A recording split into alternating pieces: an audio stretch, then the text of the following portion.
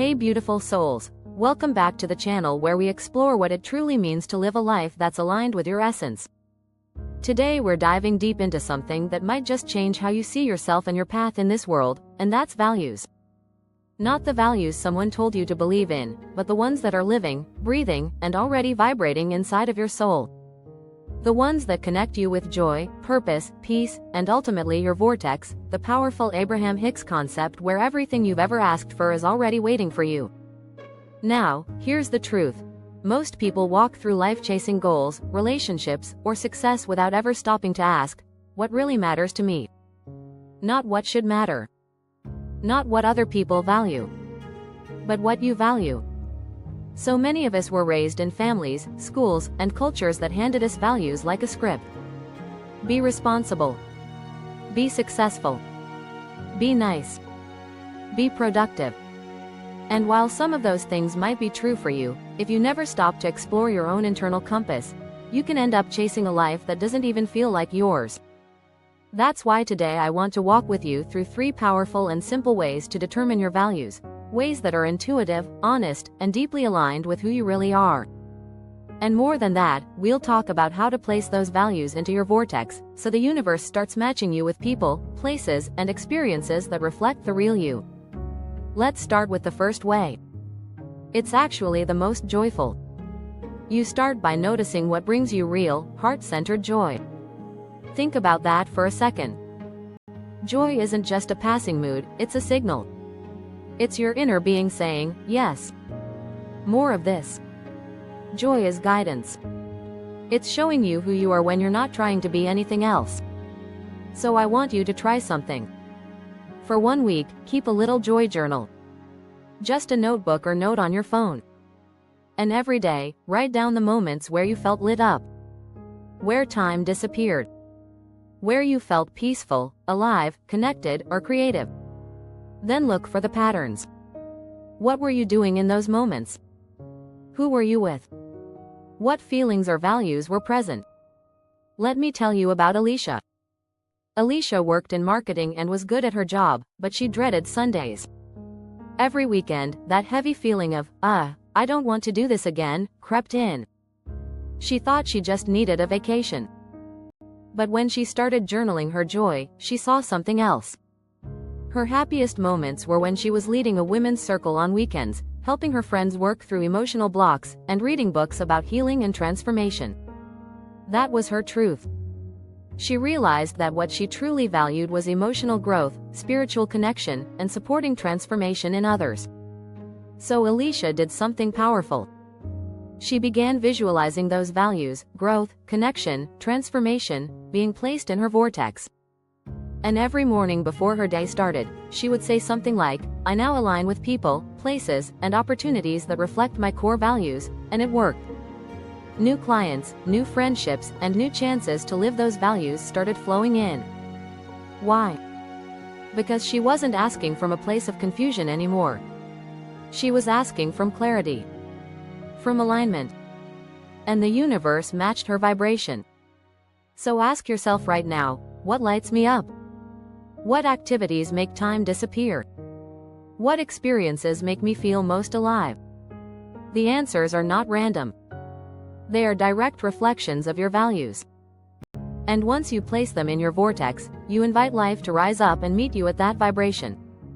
Now, let's shift to something you might not expect. The second way to discover your values isn't through joy, but through your triggers. Yes, those moments that frustrate, irritate, or make you feel off. Triggers are often clues that a value of yours is being violated or disrespected. For example, let's say you get angry when someone talks over you. That might be pointing to a deep value around respect, communication, or being heard. Or maybe gossip makes your skin crawl, perhaps you deeply value integrity or kindness. If watching someone ignore a homeless person makes you ache, maybe you value compassion or social justice. Let me introduce you to Marco. Marco worked as a team leader and constantly found himself frustrated. His team missed deadlines, didn't communicate clearly, and things always felt scattered. At first, he thought he just needed a new job. But when he slowed down and really listened to his emotions, he realized something deeper. He valued excellence, order, and accountability.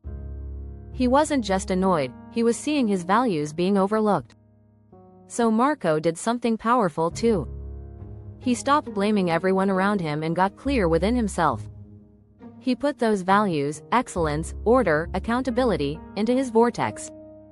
Every day, he visualized attracting team members and collaborators who naturally embodied those same standards. But more than that, he began showing up as the leader he wanted others to be. And sure enough, the environment began to shift. New hires aligned better. Communication improved. And Marco no longer felt like he was pushing against the current, he was flowing with it. So think about your own life. What annoys you? What feels like a repeated frustration? What do you find yourself complaining about? Beneath those triggers, there's likely a value begging to be seen, honored, and included in your vortex. Your discomfort is just data, it's trying to point you back to yourself. Now for the third way. This one is magical.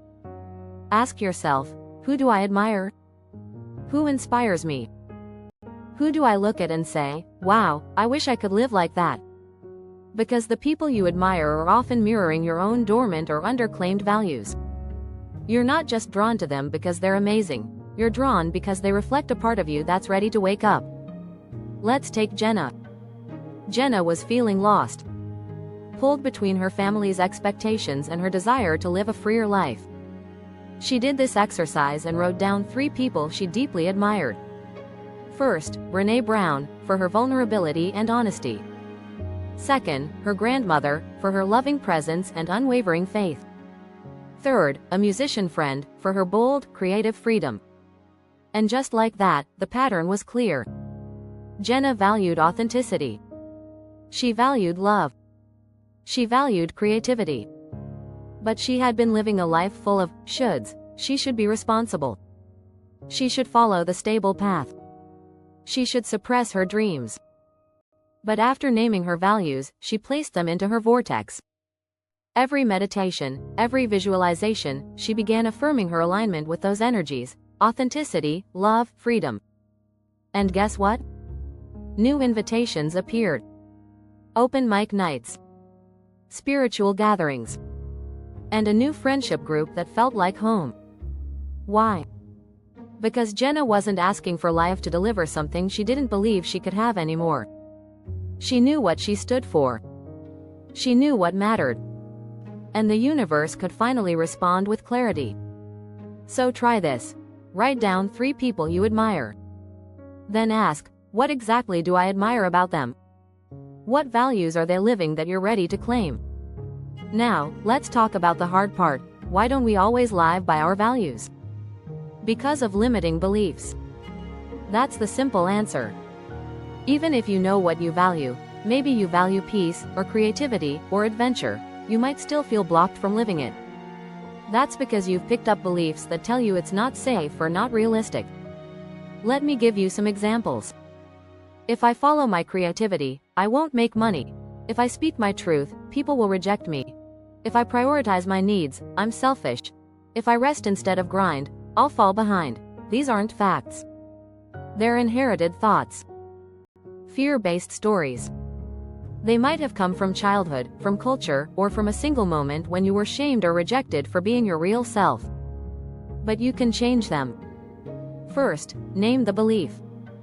Get brutally honest. What story am I believing that's stopping me from living my values? Second, question it. Who told me this? Is it always true? Third, replace it with a new truth, an affirmation that reflects your soul's wisdom. For example, when I follow my creativity, abundance flows, or my truth attracts the right people to me. And then, place that belief into your vortex. Because the vortex doesn't respond to your wish list, it responds to your frequency. To your beliefs.